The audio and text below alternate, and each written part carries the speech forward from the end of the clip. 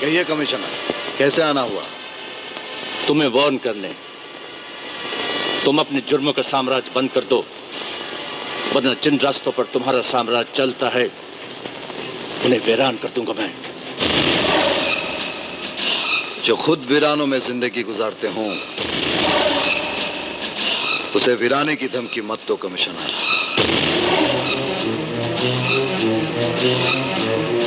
तुम्हारा भी नया नया ट्रांसफर हुआ है।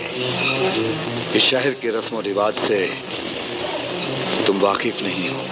फॉर योर इंफॉर्मेशन, मेरी ट्रांसफर हुई नहीं, मैंने खुद करवाई है। और तुम्हारी ये खुशकिस्मती है कि मैं अपने साथ तुम्हारे लिए अरेस्ट वारंट लेकर आया नहीं, क्योंकि मुझे यकीन है कि जग्गा का कत्ल तुमने ही किया है।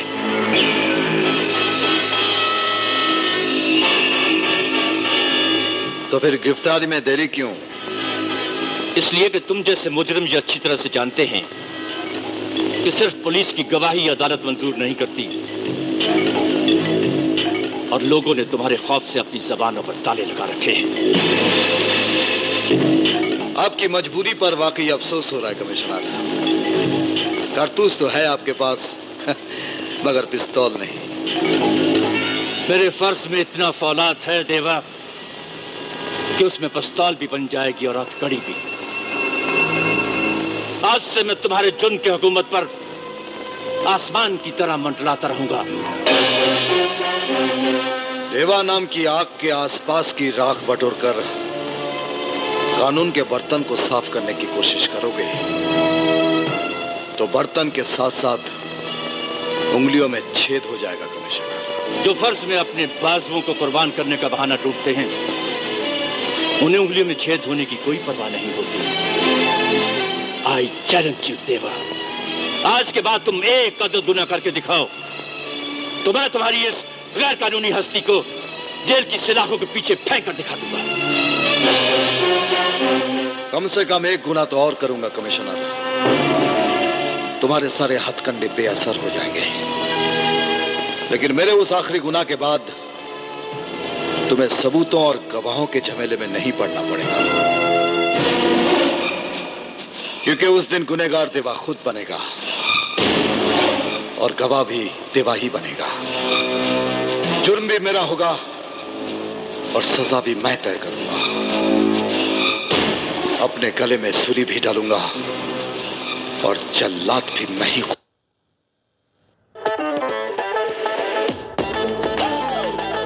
देवा की तबाही की तैयारियां शुरू करो। देवा की तबाही तुम्हारे लिए कौन सी बड़ी बात है नेताजी? अब बतख के बच्चे को भी तैरना सिखाऊं? अपनी कुर्सी की चारों टांगों के नीचे देवा की हुकूमत का कब्रिस्तान बना दो।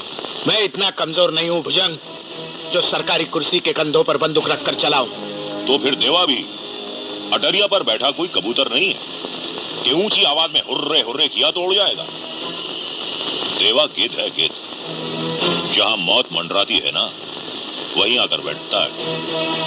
भुजंग की जंग का तजुर्बा तो ये कहता है नेताजी कि खाना ठंडा करके खाओ वरना मुंह जल जाएगा। क्या मतलब? मतलब ये कि देवा के किले में सुराख ढूंढकर वहीं से दीवार तोड़ना शुरू करो। देवा ने जब जग्गा का कत्ल सब्जी मंडी में किया तो सामने विजय की मां पड़ गई और उसने देवा पर यह इल्जाम लगाया कि वही उसके पति का कातिल है।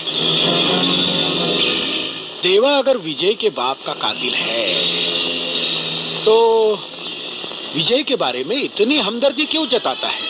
यही बात तो मेरी शैतानी खोपड़ी सोचने पर मजबूर हो गई है। कोई ना कोई जायज या नाजायज रिश्ता है इनके बीच।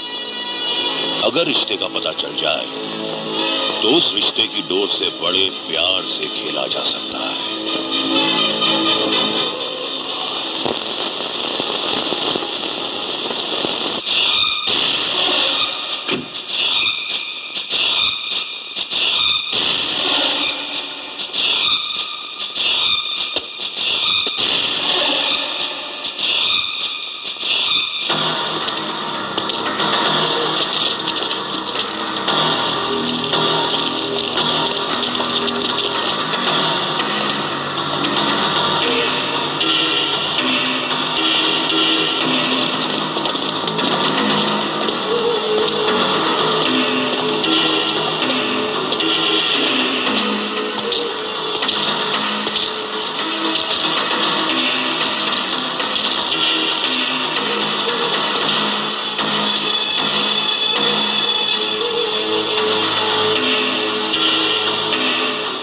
गीदड़ की इतनी हिम्मत कब से हो गई कि शेर का रास्ता रोक सके?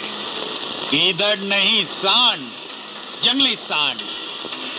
और जब जंगली सांड शेर के सामने आ जाता है तो शेर भी दुम दबाकर भाग जाता है।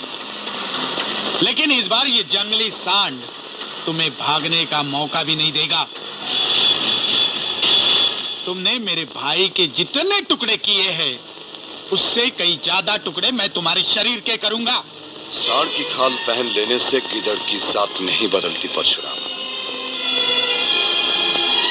एक बात कान खोलकर सुन लो। जिस राज को छिपाने के लिए तुम्हारे भाई की जान गई, अगर वो राज तुम्हें मालूम है तो बता देना।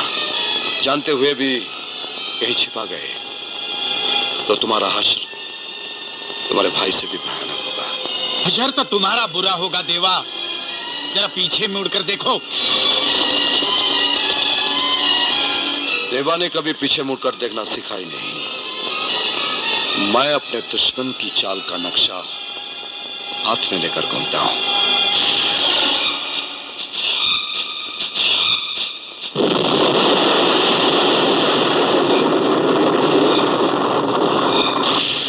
सलाम। आप में से काफियों ने पूछा